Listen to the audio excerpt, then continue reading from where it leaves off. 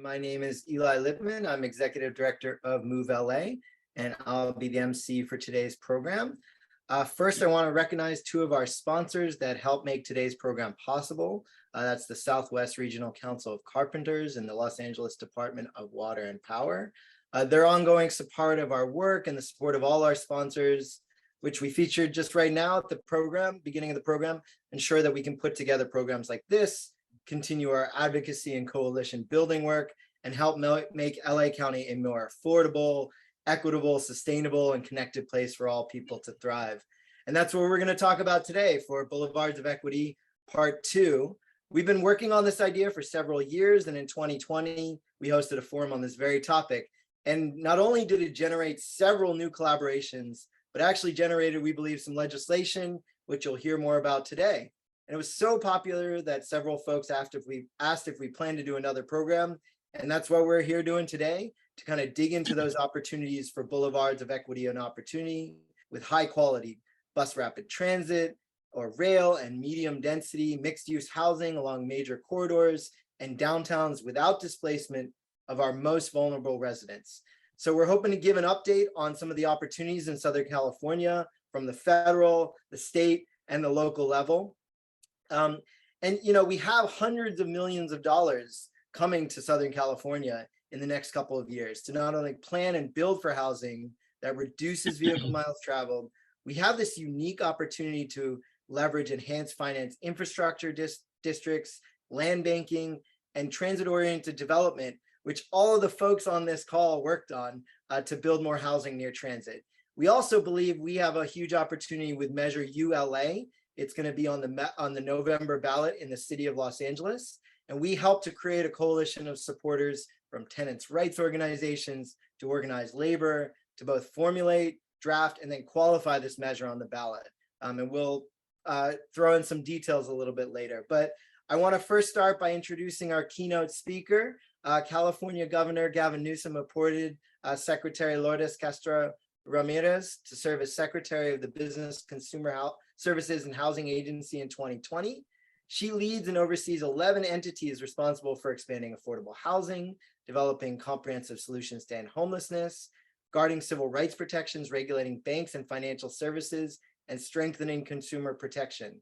Got a lot on her plate. She also served at HUD in the Obama administration, was CEO of the San Antonio Housing Authority, and is a UCLA Bruin. And I heard her speak at the LA Business Council program several months ago, and so inspired by her story that I had to have her come here to speak today. So, Secretary, please. Eli, thank you so much, and thank you for the invitation.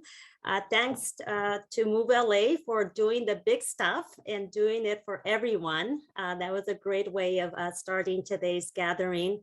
Gracias. Gracias for bringing us together today before the Labor Day holiday and after quite a historic legislative week on housing and climate. Thanks for the opportunity to discuss how we at the state are advancing equity, accelerating housing production, and improving neighborhood livability. At the Business, Consumer Services and Housing Agency, our mission and common goal is to support and strengthen consumers and communities across our state. We partner with local, state, and federal leaders to solve some of the most complex issues impacting the lives of Californians, particularly people that have been historically underserved, marginalized, and adversely affected by persistent poverty and inequality.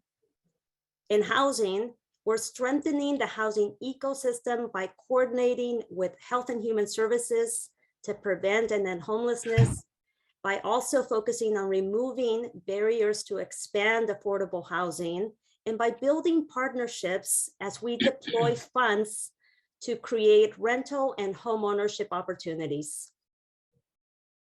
Governor Newsom and this administration have been laser focused on tackling the significant housing and homelessness challenges with a commitment to mitigating the climate impacts and advancing equity. For decades, there hasn't been enough housing built near high quality jobs, transportations, and amenities in communities across the nation which also, of course, affects us here in the state.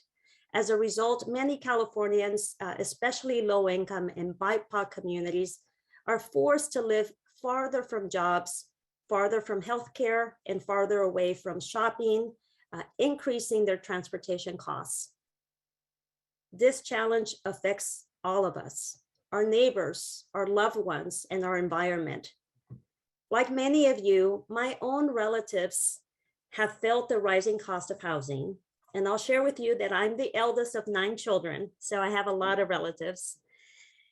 My family, many of my family members have been forced to move from LA to surrounding counties, searching for an affordable place to buy. Now they're spending more time on the 15, on the 91, and on the 10 freeways to make the long commute to and from their jobs in LA. Of course, this results in less time spent at the dinner table or missing their children's soccer or baseball practice games. This lack of location-efficient housing results in longer and costlier commutes, fewer opportunities for alternative forms of transportation, like walking and bicycling, and higher greenhouse gas emissions. And we know that lower income households are much more likely to use public transportation. This lack of location efficient housing results in longer and costlier commutes, fewer opportunities for alternative forms of transportation like walking and bicycling, and higher greenhouse gas emissions. And we know that lower income households are much more likely to use public transportation. This is why it's very important for all of us to continue to look at the work that we do in housing and transportation as integral to building equitable communities. The Department of Housing and Community Development recently released the statewide housing plan, which provides insight about California's housing needs and how we're working to ensure that every Californian has a safe, stable, and affordable place to call home. To address decades of undersupply, California must plan for 2.5 million homes over the next 8 years. At least 1 million of these homes must be affordable to lower income households or families with incomes at or below 80% of the area median income. In LA County, a family of 4 with an annual household income of about $95,000 or less would qualify under this category. For families and households with very and extremely low incomes, the cost of housing leaves very little left over for expenses related to healthcare, for educational expenses, for emergencies, for food, for the basic necessities that families need. With unprecedented state and federal resources and greater coordination and alignment to strengthen the housing finance system, we can increase and make homes more affordable and build stronger, more resilient, inclusive, and sustainable communities. Under the leadership of Governor Newsom, the state is investing, as you all know, unprecedented resources and also advancing many pieces of legislation to address the housing shortage, to make it easier to build more housing, so cities and communities have no excuse. This year's state budget includes investments to create more inclusive and sustainable places for people to live, to work, to learn, and play. The budget includes $400 million to convert existing infrastructure, public lands, commercial buildings, and underutilized retail space into climate-sensitive, mixed-use locations to enhance the sense of place, the sense of community. There's also an additional $425 million for infrastructure improvements that are necessary to facilitate new infill housing and residential and mixed-use developments. Let me give you an example of what we mean by this. In LA, the Vermont-Manchester Transit Priority Project will transform a vacant lot into a place that 180 families can call home, an affordable place in a neighborhood that will be walkable, with convenient access to retail shops and green space for play or respite. And with bike boulevards that will be installed nearby, residents will be able to get around and to make connections to key destinations like the Silver Line BRT station and the Silver Line busway station. This is a clear example of what we mean by deepening housing affordability and access, and also furthering our fair housing goals. As we invest in underserved neighborhoods, we're also working to ensure that there are affordable housing opportunities in areas with good schools, with jobs, retail, and transit. We've codified this commitment through changes in regulation, proposing for housing tax credits and bonds that projects demonstrate how they're creating housing opportunity in well-resourced neighborhoods. Housing options for low-income Californians are expanded when we work together across state government to prioritize housing in strategic places and reduce greenhouse gas emissions. Another way that we're keeping Californians housed is by committing to climate-ready and climate-friendly homes. In July, Governor Newsom called for a bold new target of 3 million climate-resilient homes by 2030. This will reduce air pollution both inside and outside of people's homes, helping Californians live in safe, stable housing, while also helping us to achieve our climate goals. We are coordinating across state departments and agencies to align our strategies, our policies, and programs.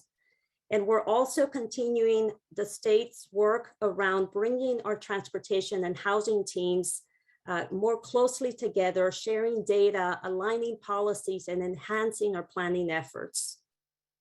Together, we're collaborating on giving local jurisdictions incentives to remove barriers to the production of housing in their communities, while also reducing vehicle miles traveled through the Pro-Housing Designation Program. And I'm glad that our Deputy Secretary for Housing, Deputy Secretary Sasha Kergan, will be joining you all today in sharing more details and answering your questions. We're also partnering with our colleagues at the Strategic Growth Council to build resilient neighborhoods through the Affordable Housing and Sustainable Communities Program, the Transit-Oriented Development Program, and the Sustainable Transportation Planning Grants. Finally, as I begin to wrap up here, to meet the need of housing across our state, we must continue to reimagine and innovate. And one place, to be able to do this is reimagining how we are utilizing underutilized buildings or publicly owned property.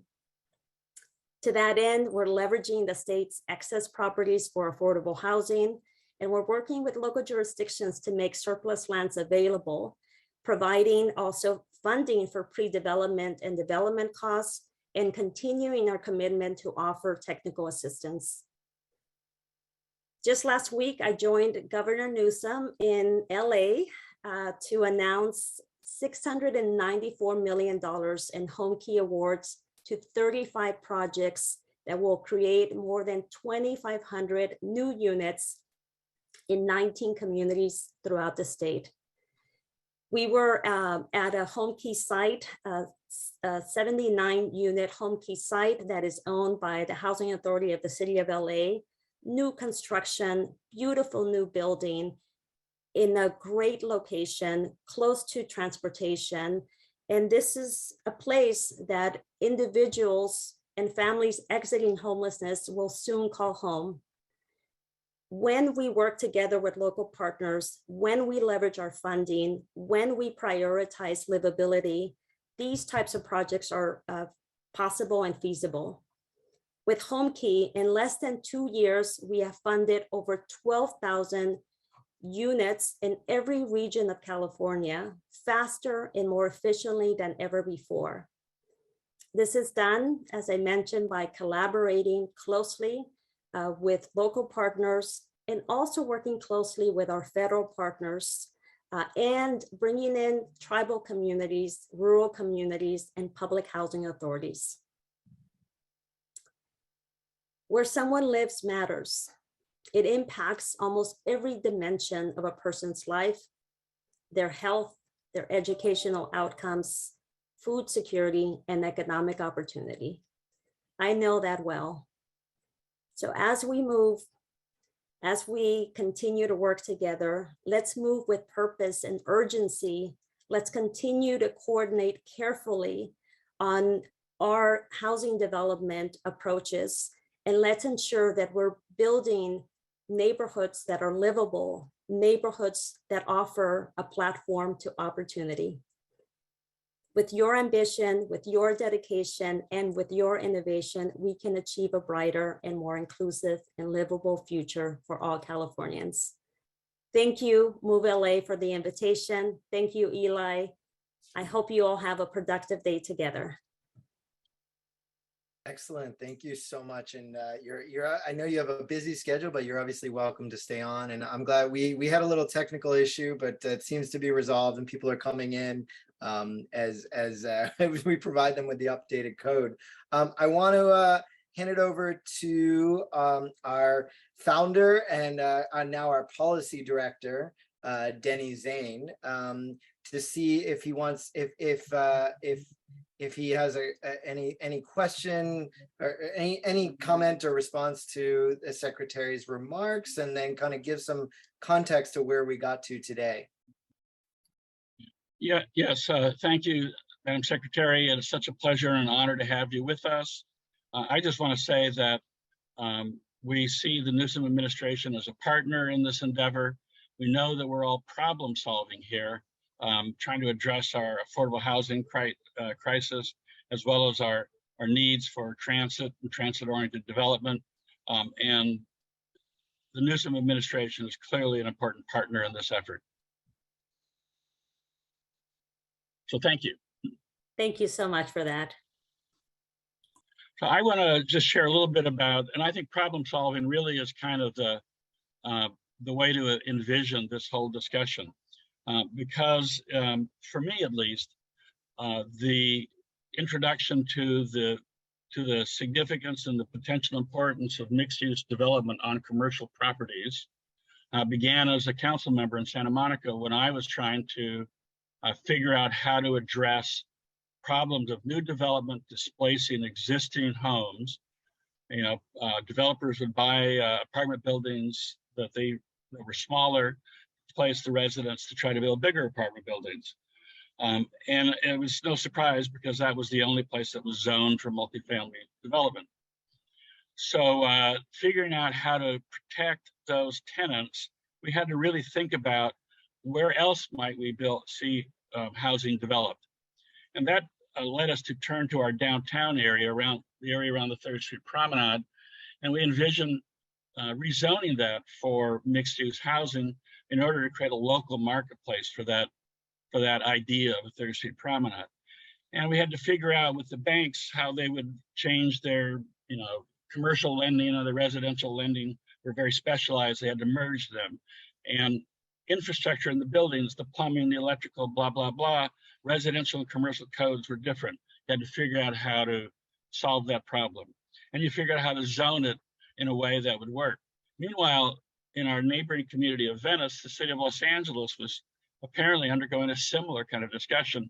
And so we had a couple, the Venice Renaissance project that Rose in Maine was developed. That's the one with the clown ballerina everybody loves. And then there was some mixed-use projects developed around the 3rd Street Promenade. We began to see really proof of concept here. And that led us on a pathway to put mixed-use multifamily housing on all of our boulevards, and to see it as an opportunity for housing, an opportunity for enlivening a street, an opportunity for economic development. I mean, it really seemed like a really good idea. Later, after we worked on Measure R and Measure M, and we were trying to figure out how to activate our boulevards. See, there's a Measure R celebration. That young man right there is my son, who's now 25 years old and 6'3", graduate from Cal Berkeley. much more handsome than his father ever was. But the inspiration really for so much of what I do,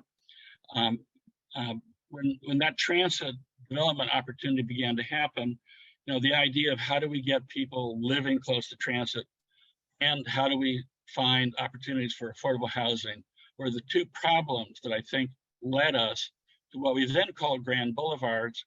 I received a grant from the Durfee Foundation to study this and then to go, really, I was a fellow and went on not a world tour exactly, but to Europe and Latin America and parts of the US, looking where communities might have done a good job on putting transit together with affordable housing development.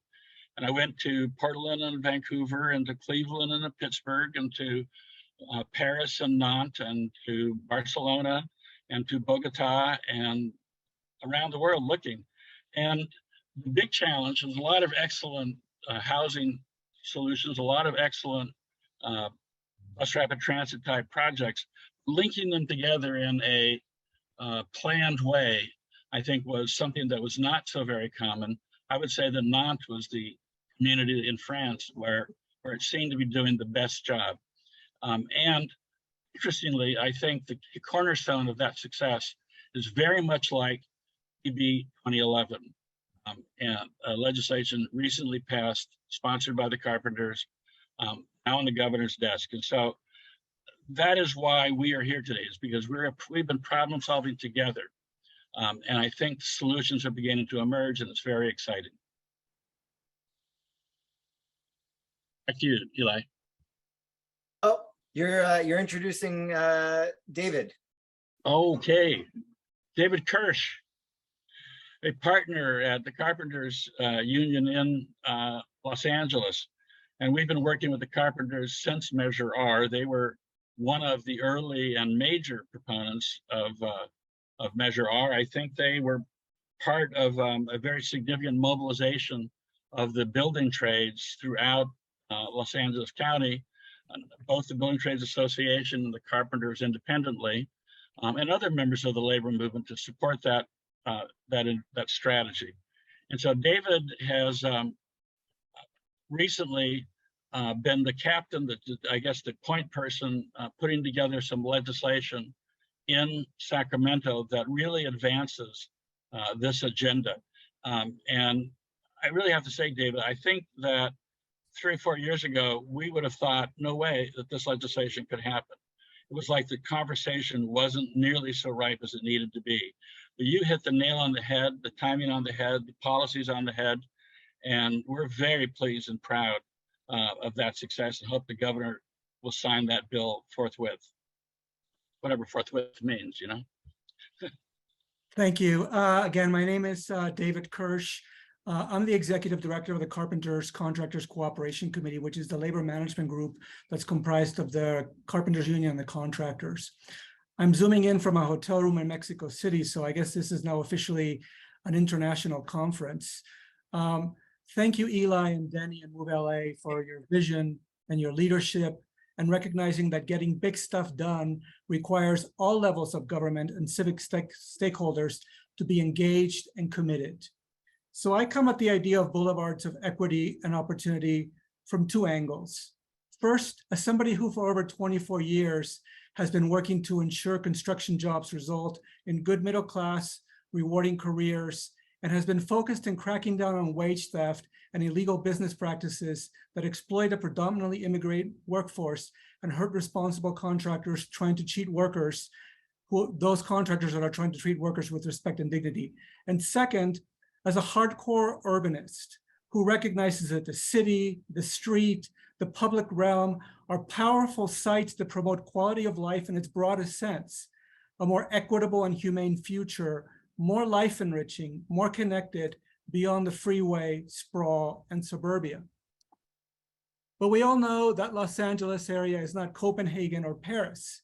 We have to shape and build our own peculiar SoCal urbanism. And I think boulevards are at the heart of this. So to bring it closer to home or to the boulevard, I want to touch on a recent legislative effort, AB 2011. So the bill sought to address the need to increase the building of affordable climate-friendly infill housing, and at the same time grow a thriving, trained, middle-class construction workforce to build this housing. Through the streamlining of affordable and mixed-income housing projects on underutilized commercial sites, we can more quickly and effectively achieve our housing needs of building over 2.5 million units over the next years, including over 1 million units affordable to lower-income households, and to do it where it makes sense to build, as Denny was saying, in our commercial corridors.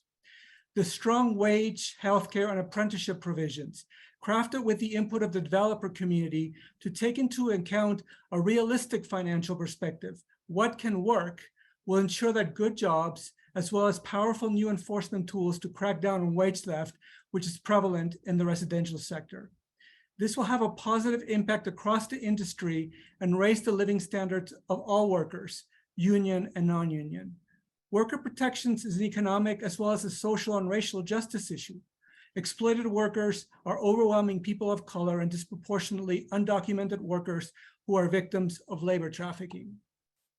An analysis by Urban Footprint not only identified the over 100,000 acres of corridor adjacent sites and the development opportunities for over 2 million homes, it also identified an increase in tax revenues and the significant environmental benefits this development can provide. I want to be a bit more specific to highlight the transformative power of the bill to alter the status quo in the residential construction sector. In Los Angeles County, we have had two radically different experiences. On the one hand, there are publicly funded infrastructure, transportation, affordable housing projects, many with project labor agreements that create good paying, high quality, community enriching careers. On the other hand, we've had a proliferation of multifamily housing projects, 5 to 7 stories, 50 to 100 units and up, near transit corridors, many spurred by the transit-oriented communities programs that are sites of poverty, wages, and labor exploitation. Let me give a very specific example. So several years ago, my staff worked on the state's biggest wage theft case, which resulted in a $12 million citation for over 1,000 workers cheated out of their wages at the Mansfield project, a 138-unit luxury building on Wilshire Boulevard, across the street from the Wilshire-La Brea Purple Line station. So you have workers on a high road project on one side of the boulevard, building the new Purple Line metro station, earning good wages with benefits, bringing to life the public good of mass transit. While across the street, it was a totally different story. No housing solutions for working families and exploitive working conditions. Those 1,000 residential workers on just that one side are the faces that form part of the UC Berkeley Labor Center study that documented that almost half of the construction workers are enrolled in at least one safety net program at an annual cost of more than $3 billion in public funds. That is not a boulevard equity and opportunity. We can do better, and we have the pieces that are there now to do it. As indicated, AB 2011 will significantly alter the ability to make mixed income housing projects pencil out to have good labor standards and affordable housing, and move quicker to build affordable housing and mixed income projects. The United to House LA ballot measure, with its broad coalition, will pump billions of dollars to affordable housing with union labor, as well as provide strong tenant improvements. And the buy right benefits from AB 2011 will help move these projects move faster in the future. The LA Business Council right now is currently conducting a research study to see how to drive down the cost and accelerate the production of affordable housing. This will be critical in identifying practical and workable solutions. SB 679, which we hope will get approved, will create a framework in LA County to make affordable housing move faster, and it will be an opportunity to channel those projects, also with union jobs, to corridors. We have an energized YIMBY movement that's effectively moving to get projects built and pushing back on anti-housing forces. We have new, younger, progressive elected officials that we can educate that being progressive means being pro-housing, both with 100% affordable housing and also with mixed income, labor-friendly private housing. And as you will hear shortly from our esteemed panelists, We have talented local, county, regional, state, and federal leadership in terms of transportation and housing funding opportunities, as well as dynamic planning and policy strategies, as well as innovative ideas from the profit and the nonprofit developer sectors. We are going to have to work together to get there. I really think the Boulevards of Equity and Opportunity is a way to mobilize our collective imagination into thinking big, but it's also a tangible organizing principle that we can all coalesce to make our region a more equitable and livable place. Thank you.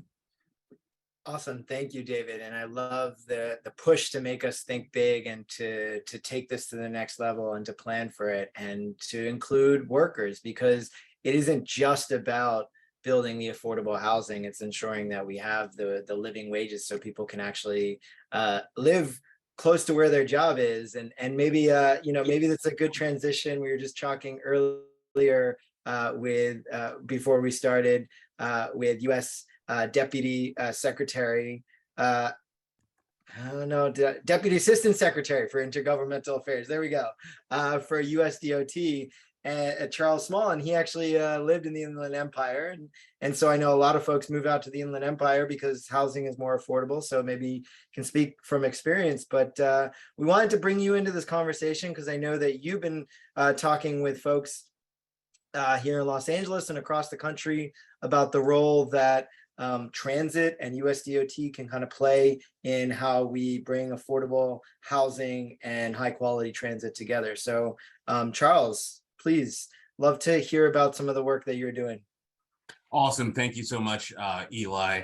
And apologies to everyone for my bit of a Grizzly Adams appearance today. I'm actually on my very last day of staggered parental leave before I get back into the swing of things next week. But when Eli contacted me over the break and said, "Hey, Charles, you got to do this Move LA thing," I said, "All right, sign me up. I'll make it happen." So my thanks to him. Well, I appreciate it. And as a parent myself, I appreciate that. So absolutely, and the whole team. And I will have to depart, unfortunately, a little bit early to see to those kids. I'm also very, very excited to be coming to the Los Angeles area next week with some senior USDOT officials. We'll be celebrating some of the discretionary grant funds that we have provided to the LA region over this summer, and it really just speaks to the record of success that this administration, the Biden-Harris administration, has really secured over these last, I guess, 20 months since we've been in office here. From the bipartisan infrastructure law, which supplies about $660 billion to this department over the next 5 years, to the Inflation Reduction Act, the CHIPS and Science Bill, ARPA, which has provided a lot of local and state funding, our veterans bill. We are on maybe what you would call in Las Vegas on a little bit of a heater right now in terms of legislative accomplishments, and it's really, really exciting.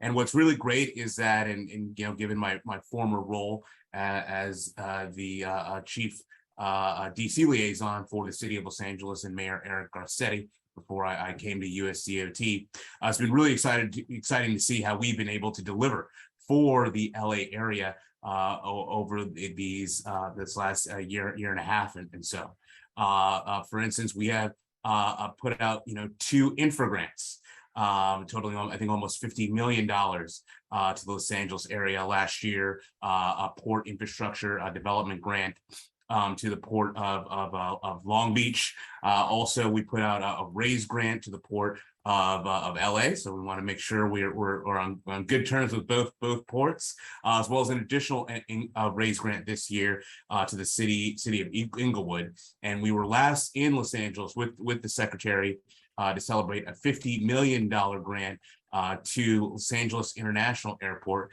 which will actually finally fix that dreaded horseshoe that I know so many of you have driven through and have been late or picking someone up or getting to your airplane to take off. So we're really excited about the discretionary funding that we've been able to deliver. And of course, we have the large projects from the West Santa Ana branch, which is in the FTA pipeline right now, as well as East Sepulveda, East San Fernando as well. And also we're very, very excited by the final arrival of I guess they're calling it the K line now, to bring transit finally to LAX, as well as the downtown connector, which I know is just going to be a game changer for so many commutes in Los Angeles. So just a ton of stuff, and we are always excited to work with folks in LA and organizations like Move LA, because you exemplify and are really doing the work and doing the value of propositions and execution that we need to make all of our federal programs work. So we're excited to work with you guys in addition to our partners at the state level. But just shifting here a little bit to more focusing on the task at hand, housing. There's no reason, and I certainly believe this, that the Department of Transportation can't be the second most important housing agency after our dear partners at HUD within the federal government. And that's because we have a singular focus on not only equity, but also transit-oriented development, which I think is going to be a complete game changer, particularly for economies and regions like the Los Angeles region. There's sort of four things I really want you to kind of think about, and I'll go through them quickly. One, I'll start is kind of a bit of a problem that we're definitely thinking about and trying to work through, and I think TOD is going to be a huge answer, which is what are we going to do about remote work, and how is that is going to affect downtowns and the places that we go to play at, and places we get educated at, and how transit can play a role in terms of continuing to support those areas and bring people to the places that they need to go, as well as having those micro transit options to support those hyper local economies as people tend to stay at work, stay at home during the traditional 9 to 5 Monday through Friday working hours. Because one thing that I just, overall, I want people to think about, and it's something we're really thinking about here at the department, and our partner in our agency, the Federal Transit Administration, will be pulling together a symposium in the near future to really discuss with local economies and state governments how do we meet the challenge of this question. But three of the affirmative things that we are doing here at the Department of Transportation that I'm really excited about, that will help with transit-oriented development and really build in a way that links people, particularly in Los Angeles, to those particularly those jobs and education and places of play, centers, is one. The Federal Transit Administration has a transit-oriented development pilot program, which I think just stopped accepting applications at the end of last month, which is about $16 billion to support pilot programs around TOD. Actually, this year, what's interesting is that one of the key requirements and key focus areas is thinking about how your TOD project will affect homelessness, which I know is going to be a key thing, particularly for LA. The second thing, and we're going to be making news on this very soon, is our Thriving Communities Initiative. This is about a $30 million partnership program that we have with our sister agency at HUD. We're actually going to be doing, I think, a larger, more expansive MOU that includes a bunch of different sister agencies to support the Thriving Communities Initiative. This is similar to the Sustainable Communities Initiative that was under the ARA back in the Obama years, but this is really going to be a way we try to meet that challenge of this nexus issue, as I like to call them, between transportation and housing, and really trying to figure out how we can do these place-based strategies to work and support TOD projects, not only places like LA, but throughout the country. And we're making some news on this particular program within the next month or two. So do keep your eyes peeled for that when those notice of funding opportunities go out. And then the third one that I really want to highlight, and it's something that we have been speaking to folks in Los Angeles as well as across the country on, is the new equities that we gain through our Build America Bureau, which is the kind of our little tiny bank that we have at USDOT. They are now, because of the bipartisan infrastructure law, able to fund transit-oriented development projects and literally build almost any type of public benefit building that is within a mile of transit. And they're essentially sitting on about $110 billion worth of financing that can help support these projects in partnership with local governments and the development communities. And of course, we would, be including our union friends in that as well. So with that, I think this type of financing can be a real game changer for supporting TOD, not only in LA, but across the country, because you can actually come and try to solve like an actual problem. And there's enough money there, and literally it's a rolling thing. So it's not like if you miss out on this year, you have to wait till next year. You can come to the department anytime with a TOD project, and we can leverage this funding to be able to support, TOD. And what's great about the LA area and areas similar to it is that you guys have Measure R and Measure M. So you have that kind of money there that gives you sort of a leg up when you're talking about these types of development projects. I mean, quite literally, in addition to TOD, we can build a city hall, we could build a school, we can support almost any type of building that you want that's within a mile of transit. It is that flexible. In addition to some of the learned terms, one of I think the key things that I want to flag too with what the Bureau can do is that now they can actually extend the term of the loan up to 75 years. So that literally means you are going to be paying pennies on the dollar in order to support that project, as well as which will also be able to build your sales tax and in some cases property tax revenue. To have that revenue for the project. So we're really excited about these three different opportunities, and of course happy to work with anyone in state and local government to make sure you guys are getting your fair share of this funding. And it's certainly my intention, having this be my hometown and a place I know and work in very, very frequently, to make sure that LA has the funding to meet that it needs to meet these challenges as we think about equity, as we think about rebuilding these boulevards, especially as the world will be coming to the LA region in 2028 for the Summer Olympic Games. So really looking forward to that, really look forward to the continued partnership with Move LA. Eli, thanks for the invitation as well. Danny, good to see you, and appreciate and look forward to the conversation as much as I can listen into. Thanks. That's great, and I love to hear that it's going to be a rolling program because it sounds like it's very similar to the Affordable Housing Sustainable Communities program that we developed here in California. And I'm very excited. We helped to kind of generate that idea for the program with a coalition of other organizations and taking it from the Greenhouse Gas Reduction Fund, which unfortunately is just sort of like a one-time thing. So it changes every year, but it's good to have, a rolling fund. Denny, I see, did you have a question, Denny? Oh, unmute. Yeah, I had one clarifying question. So Charles, it wasn't clear to me, is the lending available through this program the new equities program, available to both public and private borrowers? Yes. In fact, I mean, I think, our preference would probably be to see kind of a P3 model.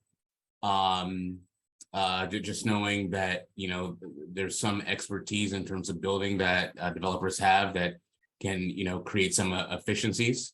We estimate that you could save almost, anywhere from 20 to 40% on these type of deals done on a traditional lending mechanisms, like if you just went directly to a bank. So, and I believe too, just from a political perspective, there's a certain different kind of trust, right? When you are taking a loan from the federal government, as opposed to going to the private developer community. that I think in some ways can be helpful given the very tricky political navigations that everyone has to do when building this kind of housing. So we're very, very flexible about this. My goal and the goal of this program is to get to $0 billion. That is the goal, which is not something you hear a lot from the federal government. So please help me spend this money. Well, that's really great. And we're going to definitely think of ways here. I know we're already talking about legislation that would really bring now federal, state, county, and local resources together in sort of a four-legged stool at this now to build more affordable housing. Well, I'd love to hear, thank you, Charles, and I know you got to drop off in a little bit. I'd love to bring in Sasha, the Deputy Secretary, to add a little bit on that. Very exciting stuff from the federal government. I know that you guys have a lot happening at the state, and then we'll go to the regional and the local level and talk about that as well. Great. Thank you so much, Eli. Hi, everyone. I'm Sasha Kergan. I'm the Deputy Secretary for Housing for the state of California. I work with Secretary Castro Ramirez, who was giving the keynote. And I just really appreciate the invitation to be here. I'm from LA originally. I live in Sacramento now, and LA will always be in my heart.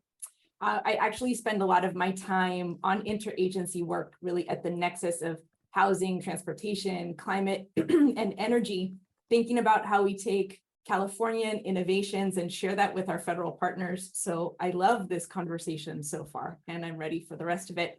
But Move LA asked me to speak about how we're funding affordable housing at the state, how that weaves into some of our other interagency work. And so I'll touch on a few things, but I would just start by saying, suffice to say, the state's working on putting all tools on the table, really incentivizing and funding more affordable housing and housing for other income levels in several ways. I think to summarize it, the tools streamline our state efforts. We've been supporting planning. We've been bringing new land use authorities to the table in partnership with the legislature and the governor, and then bringing streamlining efforts from affordable housing finance to production. The current state budget is an example that reflects this administration's commitment to equitably build more affordable housing for Californians and expand access to housing for vulnerable populations, including individuals with complex behavioral health conditions and people living in unsheltered settings, which is very important for the city and region in Los Angeles. In total, the 22-23 budget includes $11.2 billion for housing resources and $10.2 billion for homelessness resources. Now, I've worked in housing throughout my career, and this is not normal for the state of California to be investing this much money in housing. And as you'll hear from other presenters and other panelists today, this is really covering from planning all the way through production. We're working on all parts and stepping in. How much did you say? What was that? 11 billion? I would love to say it again. This 22-23 budget includes $11.2 billion for housing resources and $10.2 billion for homelessness resources. Now, we do multi-year budgeting. So some of this was announced in the prior year and carried into second year, but it doesn't matter. It means this much money this year is what we'll be working on deploying on a variety of tools. So that's the funding component, and we've worked in ways to kind of streamline those efforts. Some of that is within our agency's purview with the Department of Housing and Community Development, California Housing Finance Agency, and then how we coordinate our efforts with the State Treasurer's Office. And we've been working on refining regulations to making sure that we're still meeting the housing need that the Secretary was talking about. So that's on the financing side. But we've also been working on this legislative housing package front since 2017, the first time that we really had a legislative housing package. And then every year since then, it's been another legislative housing package, just maybe didn't feel as momentous, but we have been looking at many ways to streamline and expedite housing, really removing barriers to housing production. So to summarize all of this, our Department of Housing and Community Development released a statewide housing plan this year. I can put it in the chat later if it's helpful, but I think it does a great job of summarizing the recent legislation. It is a living online document, so we will continue to update it. There's a bunch of data and all the stuff for plans that used to live on the shelf. It's online now. And what I'd highlight is 3 objectives that really summarize how we're working on housing in the state of California. And that is, first, keeping Californians in their home. This has looked like our efforts on rental assistance, our efforts to preserve affordable and naturally occurring affordable housing. Second, producing more affordable and climate smart housing. This shows up in our flagship multifamily housing program, the infill infrastructure grant program, the affordable housing and sustainable communities program, transit-oriented development program, and others. I'm trying not to use acronyms, but I will probably pivot just in the interest of time. The third objective is really continuing to act with urgency to address homelessness and housing need. I'm a planner by training. I love that. I love long-term visioning and thinking about how we're going to pave the way for future generations. And we have no time to waste right now when so many people are living outside and when housing need and transportation needs are so great.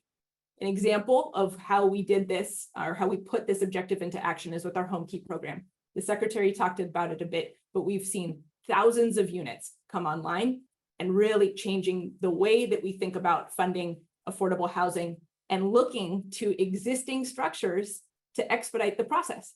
And so it's very resonant with the themes that we're talking about today. But Home Key in 2020, we were looking at hotels and motels because that was an underutilized asset class, converting non-residential structures to residential. The second round of Home Key expanded that.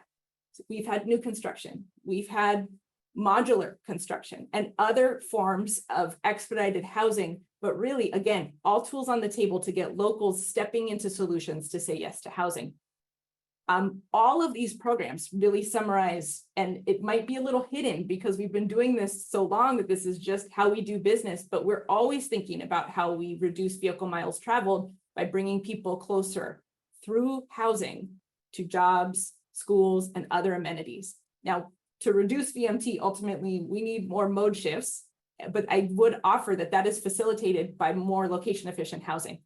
The question that I received was, how do we bring people closer to jobs? And just as we heard from the prior speaker, you know, some people do have the ability to work from home now. Not everyone does. And so we still need to make sure, especially for lower income households that are more likely needing to go into work every day and did throughout the pandemic, we need to make sure that they have the opportunity to have a reduced transportation burden and a reduced housing cost burden. And so that looks like location efficient housing that allows them and gives the opportunity to live close to schools, parks, grocery stores, and other community amenities. That leads, in my view, to corridors and communities of abundance and accessibility with more options for people to be less dependent on driving. So that is, to do that, we need all these land use and financing tools on the table. The secretary talked about how we're looking at our own state property. This actually tears off some of the great work that Jenna did while she was at Metro, looking at existing land that is owned by, so land banking conversations are part of it. The state hadn't been thinking in this way, and Governor Newsom was thinking in this way, signed an executive order. We looked at our own portfolio. So he signed that executive order in 2019. In just over 3 years since we released our first solicitation, we have 4,000 units in the pipeline. That is not going to solve our affordable housing need in the state, but it is evidence that the state is looking internally and not just othering folks to say, you need to do more. We're looking at our own property. Then changes to the Surplus Land Act happened. We're not going to talk about all those things today, but really centering housing and housing developers to have a chance to say, this could be housing. Let me put a bid on it. Or maybe it could be something else, or maybe it could be many things. And in the time that we've seen changes to the Surplus Land Act, 5,000 affordable housing units in less than 2 years now have been unlocked and are in the pipeline. And those are just the ones that we know about. So now it is important to think about how we're doing this without displacement. And I'm looking both at displacement of residents and of buildings that are part of those communities that I'm saying are so important that we respect, right? So new effort doesn't need to be at the expense of people who are already building communities and part of what makes a place thrive. So we have 2 programs that take this issue really head on, both running through the Strategic Growth Council. The Transformative Climate Communities Initiative, LA has been successful in receiving awards in that program, and the Affordable Housing and Sustainable Communities program, both really centering this with anti-displacement built in. I'd offer that another way that we think about anti-displacement is by thinking about converting non-residential structures to residential structures. And we have a lot of vacant buildings. I mean, every time we tour the state, we're seeing them. Oh, that building has been absolutely vacant for the past 5 years. I was in LA and we're like, since the Northridge earthquake, we haven't been able to figure out what to do with it. I have ideas on what we could figure out to do. And some of that is looking to see if housing could happen there. Not every building can be converted into housing, but some of them can. Our state has gone further though, and looking at anti-displacement through CAPDI, which is the Transportation Agency's Climate Action Plan for Transportation Infrastructure. They want to build on programs like TCC and AHSC, expand research efforts. We need more to understand how these policies are actually playing out. We do need that, but in the spirit of acting with urgency, they still want to be acting now to prevent displacement on the ground. Real quick, CAPDI is a framework for leveraging state discretionary dollars to help receive priority among these guiding principles that are in the plan. And it helps us prioritize multimodal transportation solutions that reduce VMT and ultimately greenhouse gas emissions while providing increased and more equitable travel option. But it's a real paradigm shift for how we're doing transportation planning in the state. But we need that, especially when we're in the face of such in the face of climate change. Oh, we know about that for sure. And we've been working, I'm on the board of Climate Plan, and that's one of the major projects that we've been working on is to ensure that CAPDI is implemented. And it's very exciting to hear you talk about converting non-residential to residential buildings. We now have, legislation sitting on the governor's desk, hopefully that gets signed soon, that will allow for that to happen much more easily and do it in a way that's both environmentally friendly and or labor friendly. So that's exciting to see as well. And it also provides kind of a great transition to what Jenna's been working on at the planning level with SCAG in the region, because this isn't just a city by city approach. This is a regional approach that we have to all work together on. So why don't I bring up Jenna, and then we can hear a little bit about the work that you're doing and the money that is coming down the pike from SCAG to do some of this work. Great. Thank you so much, and good afternoon, everybody. I'm Jenna Hornstock. I'm the Deputy Director of Planning for Land Use at SCAG, the Southern California Association of Governments. And I feel really well teed up from our last speakers, and particularly from some of the work Sasha was talking about. At SCAG, we're a regional entity. We're the Metropolitan Planning Organization. We cover 191 cities and 6 counties, about half the state.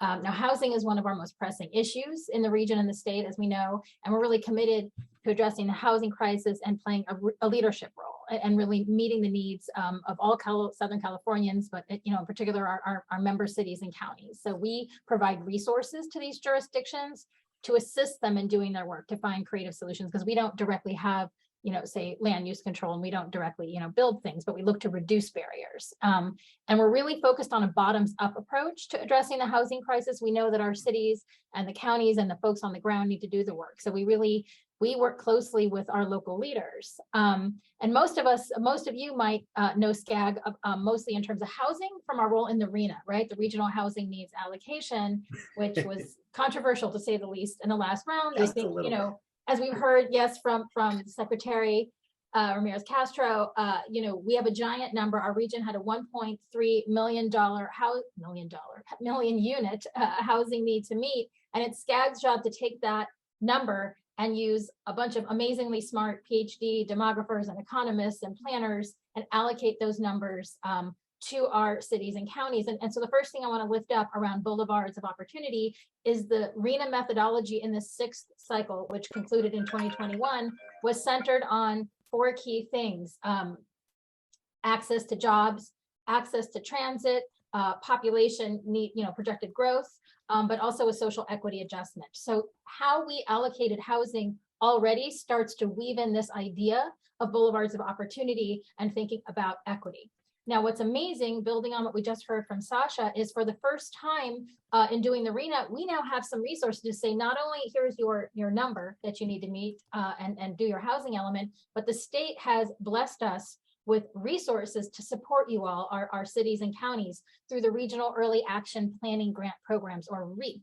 And initially, it was just REAP, but now it's REAP 1 and REAP 2 because when we were deep into implementing REAP 1, we got the gift of REAP 2 in last year's budget or a year ago's budget. So I'm just going to walk you through a couple of example programs of what we're doing with the REAP program, both because I want you to look at some of the resources we're putting out there and then get ready for REAP 2 because we're about to drop a whole bunch of open calls to fund things. So we, for the first time in our history, really are bountiful with funding to support housing. So for REAP 1, which is currently ongoing, we've already launched these programs with 47 million in grants that we have suballocated to cities, our councils of government, who are big partners. We work with our sub-regional COGs and other key partners such as nonprofits and community-based organizations. So again, this work is underway, but I want to highlight a couple key things. Again, building right on something Sasha just talked about, adaptive reuse, and I think we heard the secretary talk about it.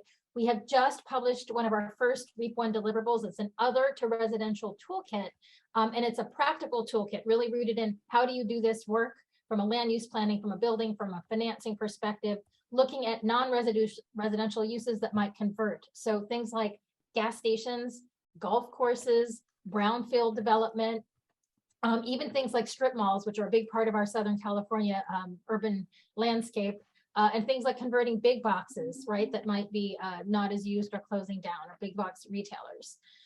We have some innovative work happening across all of our cities, but highlighting a few.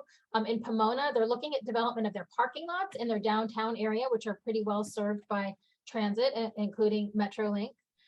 We heard earlier about the city of Inglewood and from the HUD funding coming in for the ITC, the transit connector. We're actually working with the city to do a really technical study, looking at how to plan transit infrastructure so that it can allow for housing to be integrated at a future time.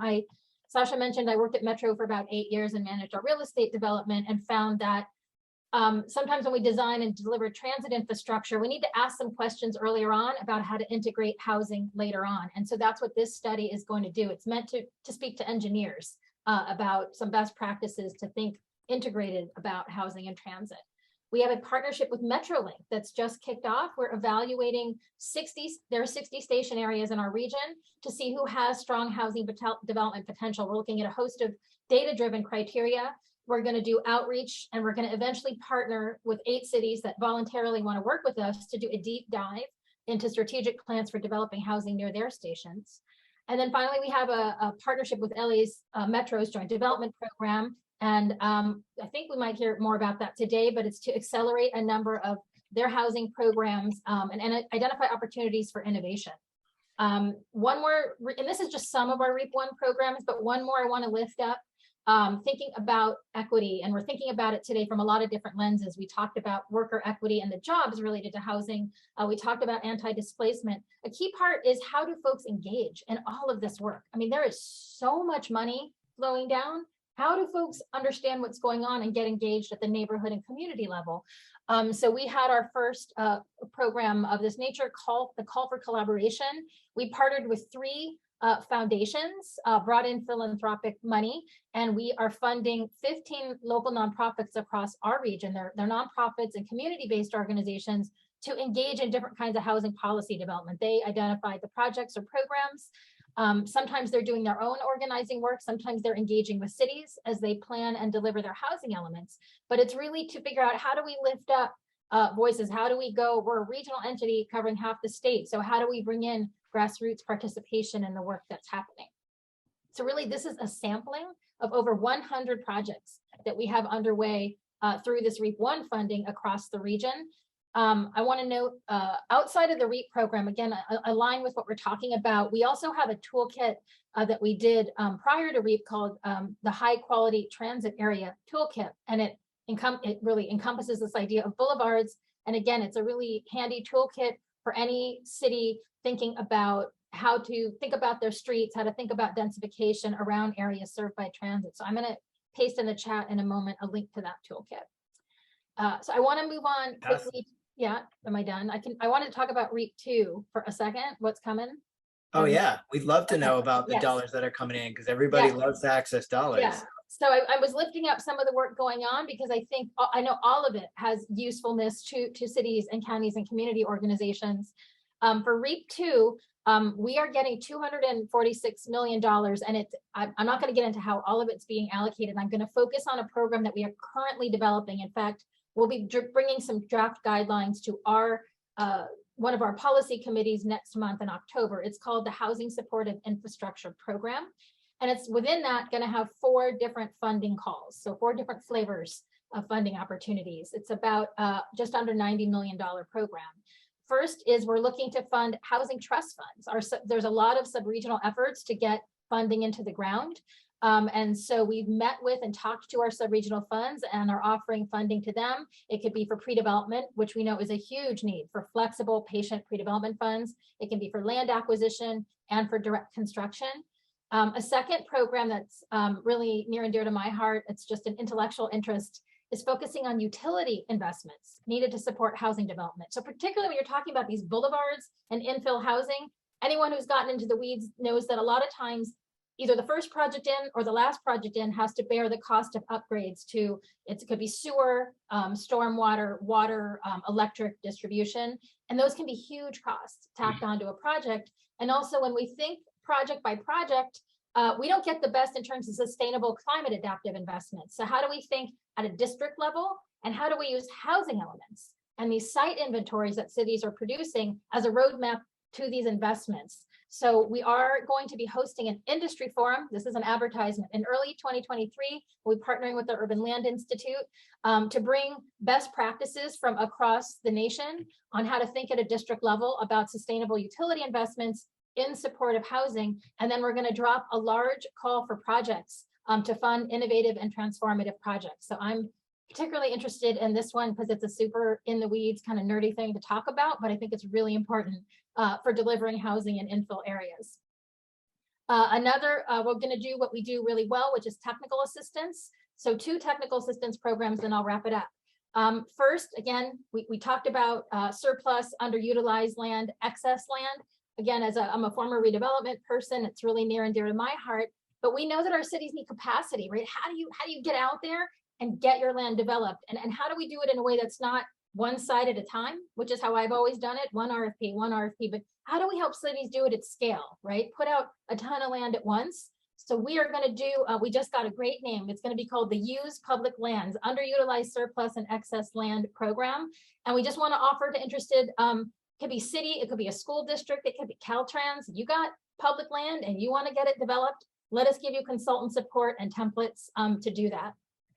And then additionally, we know there's going to be a need for more land use planning. So we're going to offer technical assistance if folks need to do more planning to streamline development, to meet the zoning requirements of our housing elements, et cetera. So those are, and then a last program, again, building on lifting up voices and bringing more folks to the table as all of this work happens.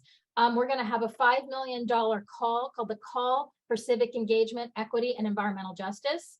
And that is going to be a focus on partnering community-based organizations and nonprofits with the public entities doing this work to bring more voices to the table. And we're going to be looking for co-governance structures where there's really shared decision-making about what's going on. So again, trying to weave equity into all this really technical planning work and investments that are happening. So that's just a sampling of what we're doing with REAP 2. Again, another state funding. So thank you, Sasha and team for that.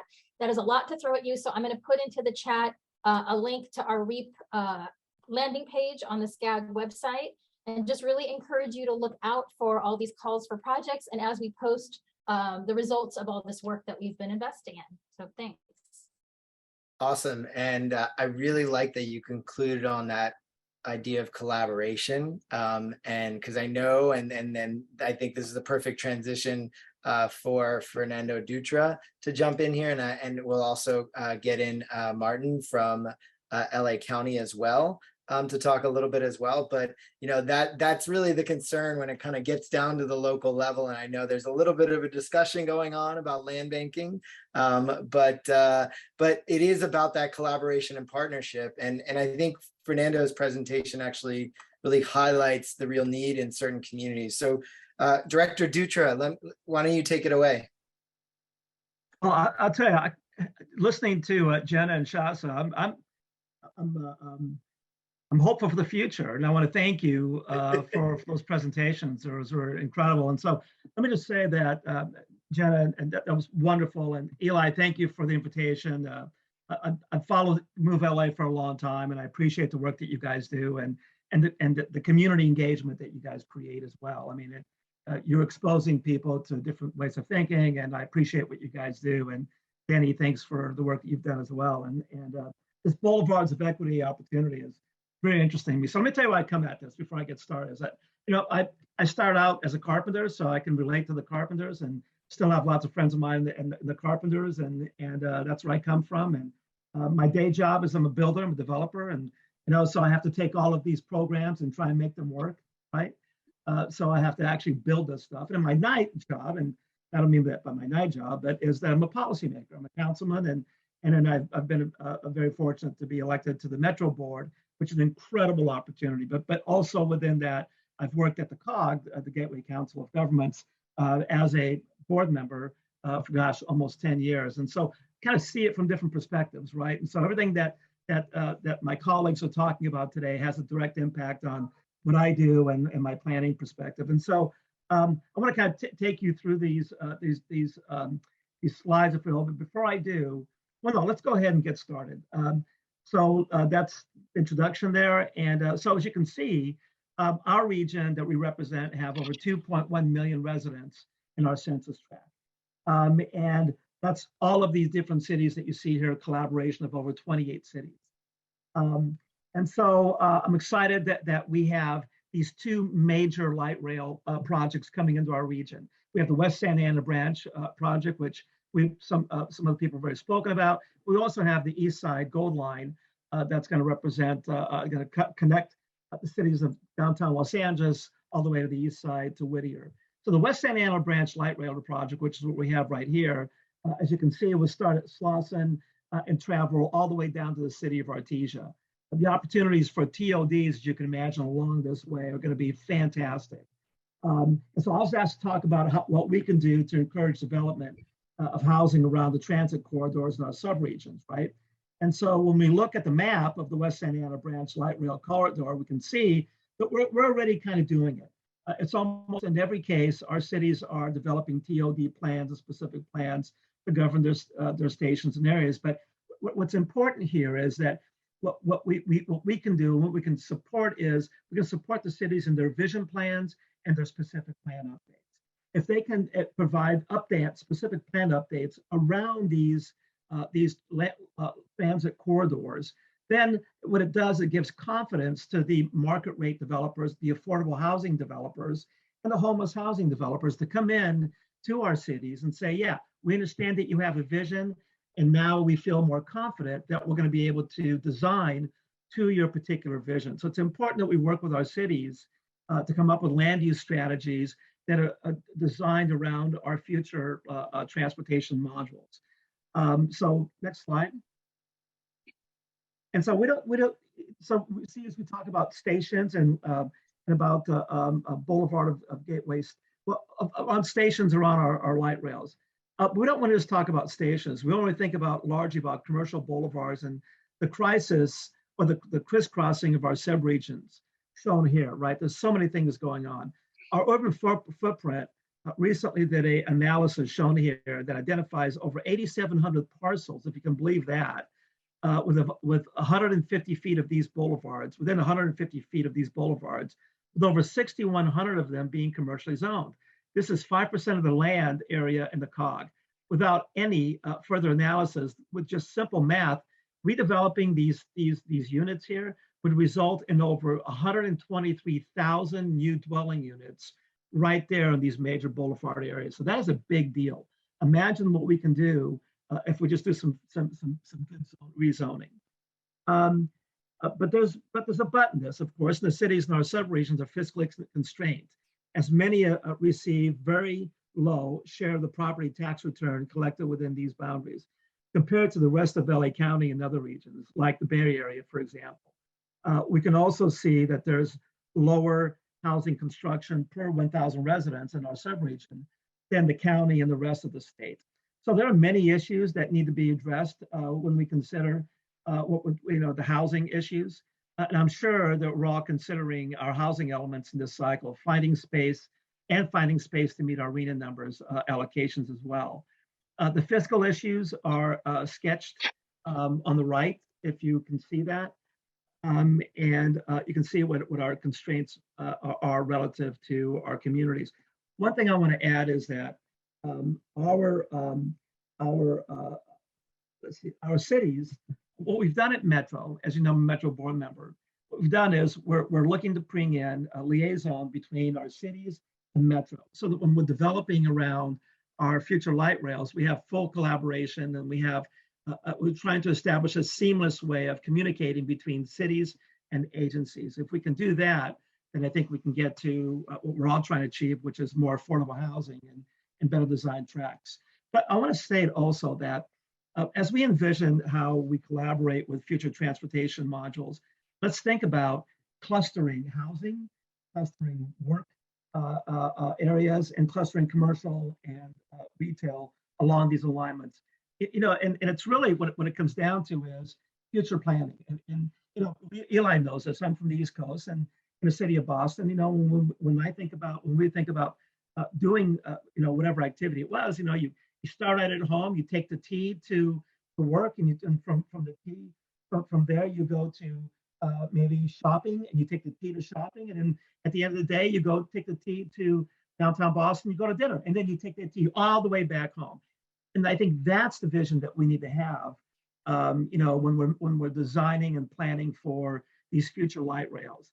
It's not just the light rails as well, it's also the bus services that will spin off from light rails as well, right? Now, all of a sudden, we're creating a really efficient regional transportation module, which is really what we're all trying to do. And I also want to add that as a builder, and trying to build in the affordable housing market, some of the issues that we have, as you know, is the capital stacking issues and the entitlement issues. So, a lot of my builder friends, my profit and nonprofit friends, they say, Fernando, that's great that you guys are coming up with all of these great processes and all these great funding mechanisms. But do you know how long it takes to go from point A to the final permit issuance? It takes 3 to 4 years, and it's because of two things. It's because of the capital stacking issues, and also because of the entitlement challenges that we all have. And so, if we as policymakers here on today, if we can come together and create the political will to mitigate, or figure out a way more efficiently bringing the capital stacking together so that we can get through the process, as well as streamline the entitlement process without compromising any secret issues or compromising community engagement, which I think is very valuable and very, very needed for this process. If we can do that, if we can do those two things, then what you're going to have is more housing being built in a more efficient, more timely fashion. Those are two things that are holding back developers, or capital stacking and entitlement issues, and also vision. But I'm excited for the future. I'm excited about what these two future alignments are going to bring to our region, the gateway cities. And I look forward to working with everybody here to create some fantastic projects. Well, I love to hear that, and that's really what we're trying to do is create more efficient capital stacks. And I think from the federal level to the regional to the state and now to the local level with our Measure ULA initiative, we're trying to create one single source of funding so that you don't have to stack as much capital, because each one of them has different requirements. And then, and I know, I promised folks we'd be out by 1, so we only have a couple more minutes. And I didn't mean to give Martin the least amount of time. I apologize. And I know Denny has one question, but we really think, and we wanted to highlight what's happening with land banking at the county and the metro level, because we think it does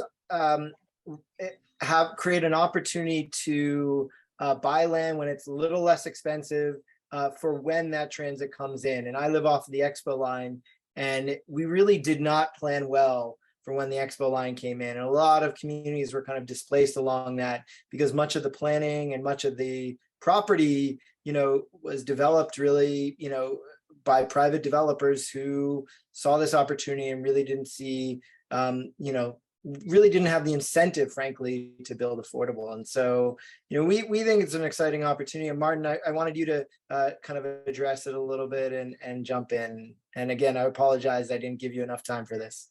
No worries, Eli. Good afternoon, everybody. My name is Martin Reyes. I'm a senior deputy with Supervisor Hilda Solis's office.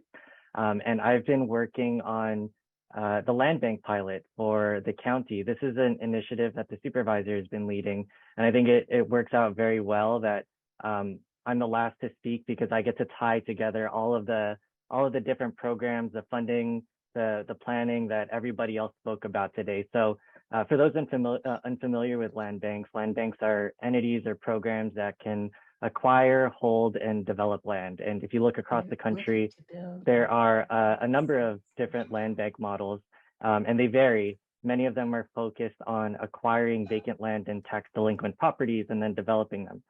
The county's land bank is going to be a little bit different because we are going to be focused on acquiring land that can be used to develop specifically affordable housing.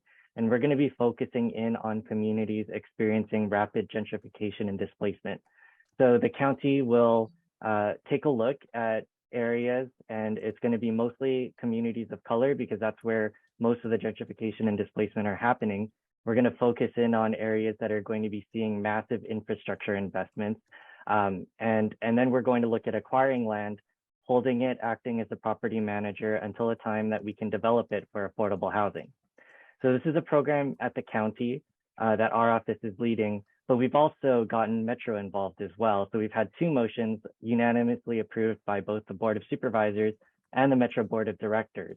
And both agencies are working on a framework and securing funding for the program.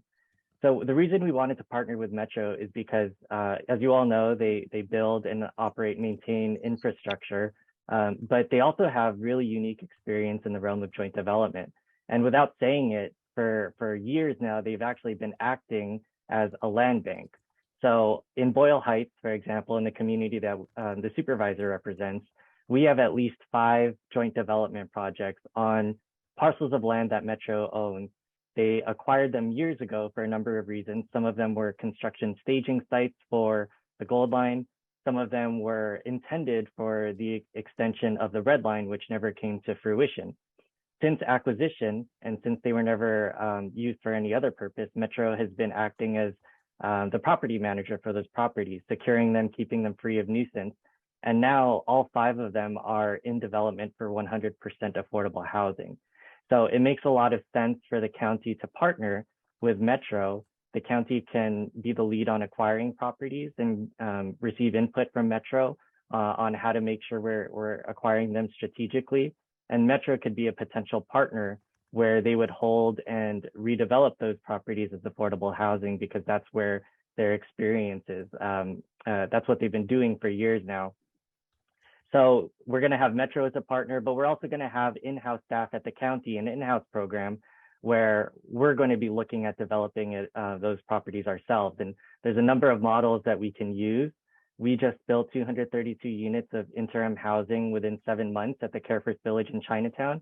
And that's a model where the county did it themselves. Our Department of Public Works contracted with a contractor and an architecture firm to design and build the project using federal relief COVID-19 funding. And that was all done within 7 months. So that's one model.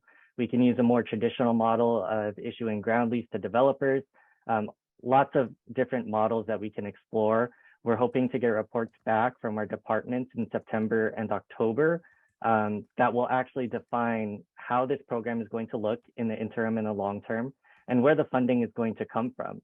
We are working on securing at least $50 million, and we're hoping, fingers crossed, that we're going to get some American Rescue Plan dollars to actually put towards this to be used as a first tranche of acquisitions and building out affordable housing. So at this point, you know, we're really optimistic about the program. We do see a couple of challenges. I think one of the biggest challenges that we're going to see is acquiring ongoing funding. So we have really good prospects with securing at least $50 million for a first tranche of acquisitions and development. But beyond that, we're going to have to secure ongoing funding. And as long as our office is around for the next 4 years, we are going to be actively working on that. But ideally we'd have a consistent and sustained source of funding that will be coming in every year. So that's something that we're going to be working on. But the other big challenge, I think, is going to be strengthening partnerships with cities. I know there are a lot of cities across the county who are very excited about the prospect of more affordable housing coming into their city, but there are also some cities who are skeptical about the county coming in and exerting their land use authority within incorporated areas. So that's something that we're going to be working on over the next few months too, is strengthening partnerships with cities across the county. Hopefully, once we get the reports back in September and October, we'll be able to formally launch the interim land bank program by the end of the year and start acquiring properties and working on holding and developing them into affordable housing. So I'll hopefully have more details for everybody here later this year, and we'll hopefully have more information to share. But that's it for me, Eli. I know we're limited on time, so I just want to say thank you, and thank you to the rest of the panel for allowing me to speak here. Thank you, Martin, and thank you to the supervisor who's been a real leader on this and a real leader at Metro. I apologize if you have to jump off. I know it's 1 o'clock. I apologize, but this has been such an interesting conversation. We have one. Denny had a question that he wanted to ask everyone, and so if you give us a few more minutes, I hope that's okay. Thank you, Eli. Yes, it is a very exciting time and a lot of opportunities being identified and lifted up here. One of the things about AB 2011 that David and the Carpenters led, and SB 6 is kind of companion bill, I think, is that they are going to be sustained efforts. They're not this year, they're ongoing.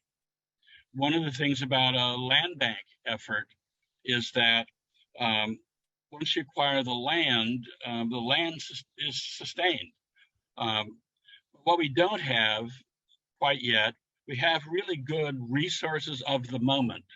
And I really want to applaud the Newsom administration for its efforts to create these resources of the moment. And they are significant, no question about it.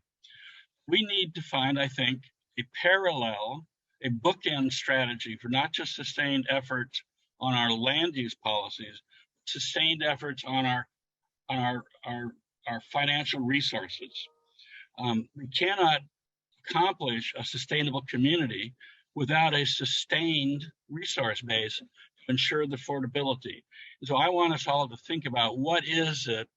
I think, for example, David, when I look at your program, I was aware that Assemblymember Wicks had a really, I thought, promising idea about how to have a sustained revenue source, which was a constitutional amendment that a share of the general fund might be devoted to affordable housing statewide. What was exciting about that idea is it did not require a tax increase. It required a recognition that for a variety of reasons, the state budget had lifted to a different level, likely to be ongoing. Let's see if we can't sustain a share. The measure that's on the ballot in the city of Los Angeles is another example of a sustained effort at funding for affordable housing. So let's hope that our inspiration, and frankly, I think this is really Governor Newsom's opportunity to take the commitment that he's made this year and last for affordable housing, help us find that sustained financial resource to make sure our sustainable communities can be real. Well, I think that's, I don't know if anybody wants to, opine on that, but I think that's a good place to end. I've already had sort of interest from several folks to do a follow-up on this because this was so interesting of a topic. So I think, and we're looking for opportunities to create, as Denny said, the sustainable pot of funding. So I think we want to have a follow-up with this where we invite Assemblyman Wicks and others to come and speak on this. And so this isn't the end of a conversation for sure. I think this is the middle of a conversation because we started it several years ago. And I'm excited that you all are part of this, and we'll be following up. But again, we'll put this up on YouTube in a couple of days. We want to make sure we transcribe it so that people can rewatch it. We want to thank again all of the speakers and everyone who participated. Please visit us at movela.org. We have more resources on Boulevards of Equity and Opportunity on our website that you can check out. We'll send out more information about our next program. So I think that's a wrap, folks.